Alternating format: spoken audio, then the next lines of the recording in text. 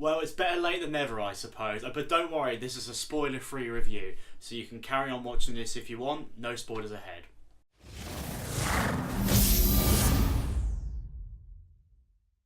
Rogue One, a Star Wars story.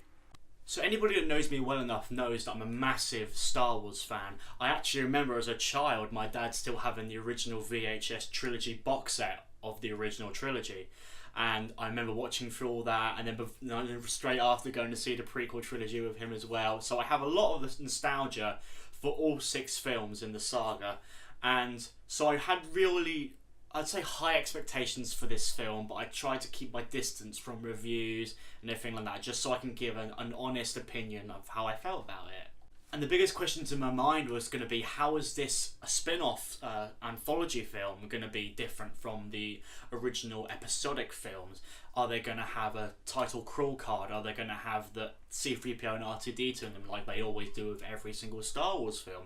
Are they going to still say, I have a bad feeling about this? And sometimes they do and sometimes they don't. But for spoiler reasons, I will let you go into there blind and just see for yourself what they do. But honestly, for some things they take away and add, I feel like it's perfect for this film, and it's exactly what this film needs. So if I had to place Rogue One in anywhere between the episodic films, a lot of people are saying it's Star Wars 3.5, in the middle of Revenge of the Sith and A New Hope, but I'd say it's actually more 3.8. It's kind of leaning more towards A New Hope side of things, if that makes any sense at all. And it's basically, from what you've heard anyway, it's about the rebellion trying to get the Death Star plans and taking them back to Princess Leia, which is the start of the episode 4 of the saga. And there's no real spoilers there. Everybody knows that they get the Death Star plans and they do it in the end, but the real question is, how do they do it? And this film explores that question. Now, this film actually starts out with introducing a bunch of characters to you in a certain way. They jump between planet to planet to planet, and they introduce loads of characters to you all in the space of about half an hour. And to a lot of people, and to myself included, this is actually very jarring, and this is where the film sort of hinders, if you know what I mean. Yes, it's brilliant that we get to see all these planets at the same time and makes the Star Wars universe feel massive and expansive, and this war is affecting the entire galaxy, because every planet you go to, you always see stormtroopers, you always see the Empire looming overhead, and oppression is the word I would use to describe this film. You feel very oppressed by everything that is going on with the Empire. They're trying to take control of everything. But the way they're doing it, the way they're introducing these characters and these planets, are throwing information at you so fast, it's very hard to keep up. And by the end of the film, I only really remembered about 3 characters. And it's only when I got back and I started looking up even more and thinking about it that I actually started to hear some names that sound familiar. And so Act 1, kind of disappointing from there, but that's the only downside to this film. But where the film really shines is everything after that first act. Everything becomes a bit more dire, a bit more desperate, and a bit more personal for the characters that are trying to get to the Death Star plan to bring them back to the Rebel base. And I've also just got to mention the CGI and sound effects in this film. My God, this is the best CGI I've ever seen. Not just in a Star Wars film, but period. They bring back a couple of characters from A New Hope, and whether they fully CGI them through or they just self-impose their faces onto existing characters, I've got to at least mention one of them.